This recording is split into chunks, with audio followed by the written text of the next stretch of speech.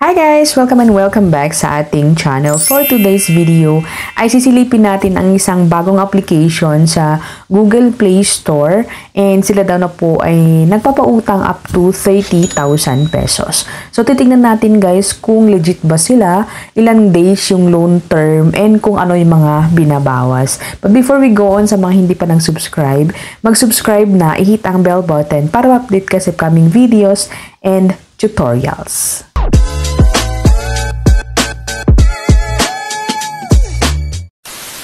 Welcome and welcome back sa ating channel. For today's video nga ay ititignan natin ang isang lending application na bagong-bago sa Google Play Store and nagpapautang up to 30,000 pesos. And sabi sa kanilang ads guys, sabi dito, easy loan finance made easy with technology and maximum loan term of 180 days. But huwag muna kayong magpaniwala guys, tignan muna natin kung ano ba talaga ang katotohanan. Online approval, 24 hours service, and then application process is simple daw. So ang lending application na ito ay si Peso House, GetCash, LeapGen Lending Incorporated, yung may-ari. Meron silang 4.8 stars as of now. And then, 665 reviews. So, by the way, meron pala akong viewers na nag-comment sa isang video ko na i-review ko daw si Peso House. So, shout out sa'yo. And ngayon nga ay titignan natin kung okay ba sila or hindi. Ayan. So, install natin siya. But by the way, sabi din sa kanilang about app, loan amount range is 1,000 to 30,000 pesos. Loan term, 91 days to 180 days. After ma-download natin, ma-install sa ating phone, ay syempre yung permission sa ating application, sa ating camera, location, device information, SMS. So, hindi daw yun bago guys. And click natin yung agree para makapag-push through na tayo. So, now, ay sa privacy policy naman. So, agree din ulit natin. Ulit-ulit, agree para makapag-push through.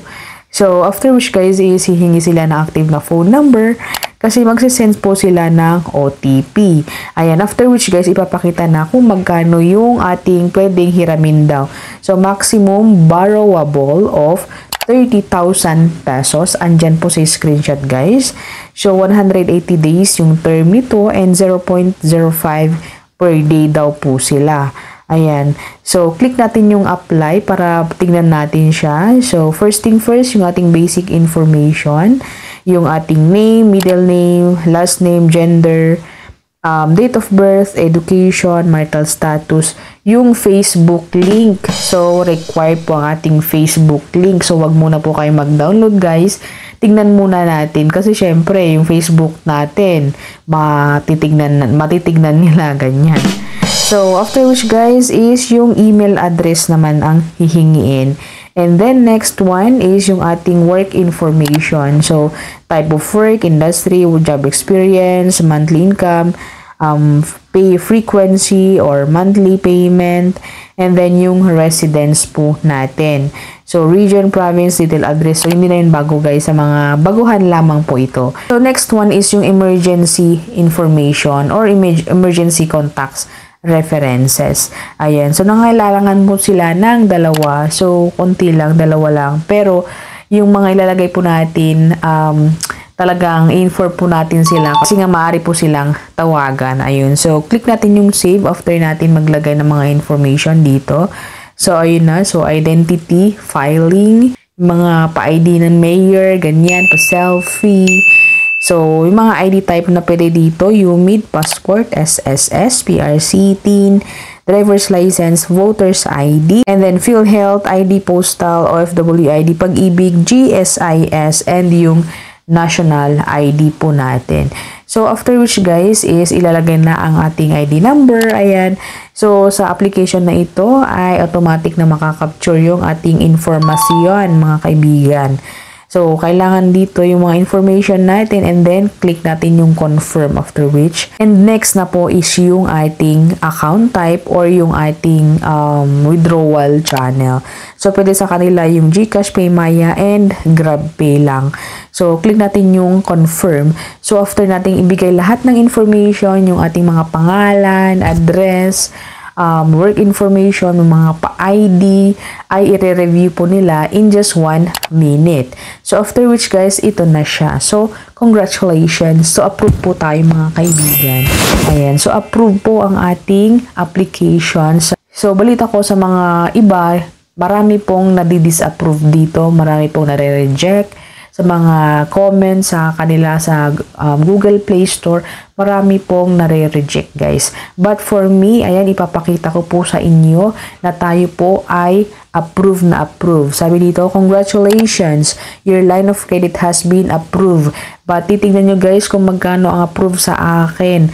500,000 pesos. Char, 500 pesos guys. And payable in 14 days.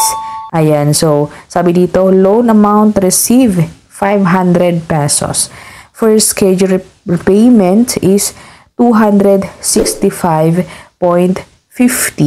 and ang due po natin is November 8. And yun na nga, at ang ating loan term is 14 days, so hindi po siya 7 days. So ang second na repayment din niya is sa November 15, which is ang payment nito or ang babayaran naman natin 265.50.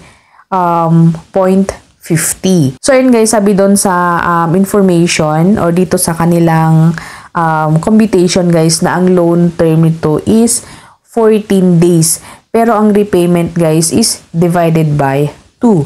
So ang first repayment natin is 265.50 and payment nito after 7 days. And then, the next 7 days naman is 267.50 na naman po siya.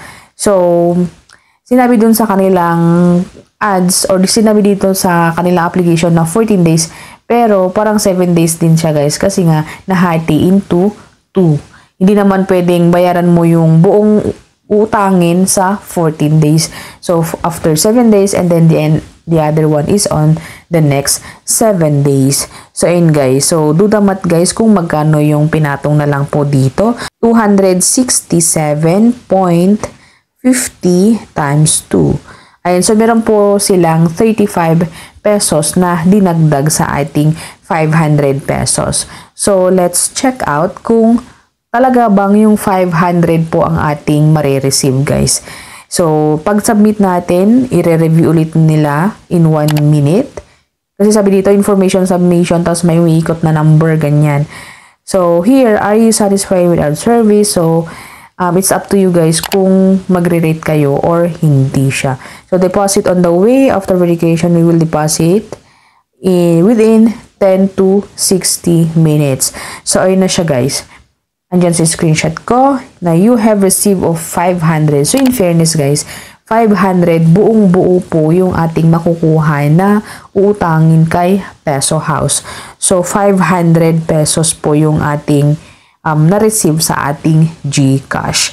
Ayan po siya. So, maganda naman, okay naman siya. Though, talagang 7 days po yung loan term. Parang 14 days divided by 2. So, 7 days din lang ang first repayment. The other one is 7 days din. Pero kagandahan is buo talaga yung bibigay sa atin. So let's see guys, pag magse-second reloan ba ako, kung yun pa rin po ang aking marireceive na 500 or tataas ba siya. So let's see guys kung yung isip ko is okay siya at magre-reloan siya after akong magbayad. So and guys, so hopefully na nakatulong ang video ito sa nag-comment na i-review po natin si Peso House. So, thank you for watching, and kung meron pa po kayong gustong tingnan, i-review po natin, i-comment nyo sa baba at titingnan natin or sisilipin natin kung sila ba talaga ay okay or hindi. Thank you for watching again, and I hope na magkita-kita tayo muli sa mga iba pang mga videos ko. Bye!